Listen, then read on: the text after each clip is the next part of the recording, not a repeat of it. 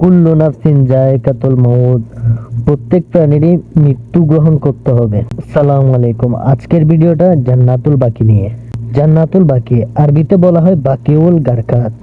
আমাদের প্রিয় নবী হযরত মুহাম্মদ সাল্লাল্লাহু আলাইহি ওয়াসাল্লামের পরিবারের অধিকাংশ সদস্য অর্থাৎ ওনার স্ত্রী, কন্যা, ছেলে ও অন্যান্য আত্মীয়স্বজন থেকে শুরু করে প্রায় হাজার হাজার সাহাবীর কবর রয়েছে জান্নাতুল বাকিতে। এই কবরস্থানটির অবস্থান মসজিদে নববীর পূর্ব দিকে। ইমাম মালিক রাদিয়াল্লাহু তাআলার বর্ণনা মতে জান্নাতুল বাকিতে রয়েছে প্রায় 10,000 সাহাবীর কবর, কিন্তু কোথাও কোনো কবরের নাম ফলক নেই।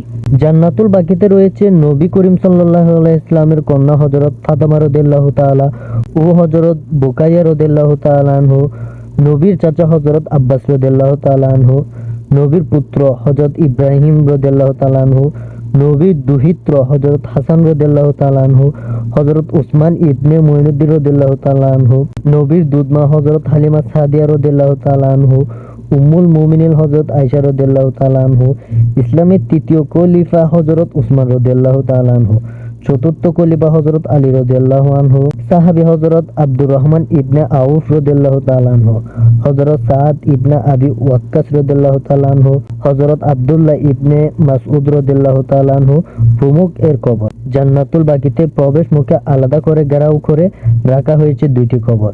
এই দুই কবরের একটি হলো হযরত ফাতেমা রাদিয়াল্লাহু তাআলা আনহু এর এবং অপরটি হযরত আয়েশা রাদিয়াল্লাহু তাআলা আনহু এর।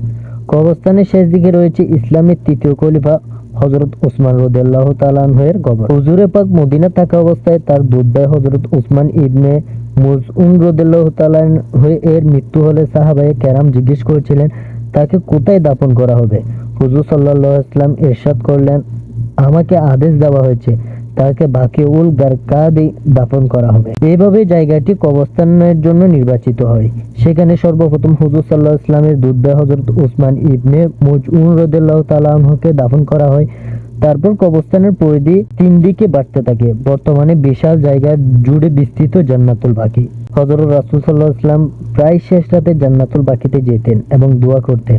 দোয়ায় নবী করিম সাল্লাল্লাহু আলাইহি ওয়াসাল্লাম কবরবাসীদের জন্য ক্ষমা প্রার্থনা করতেন।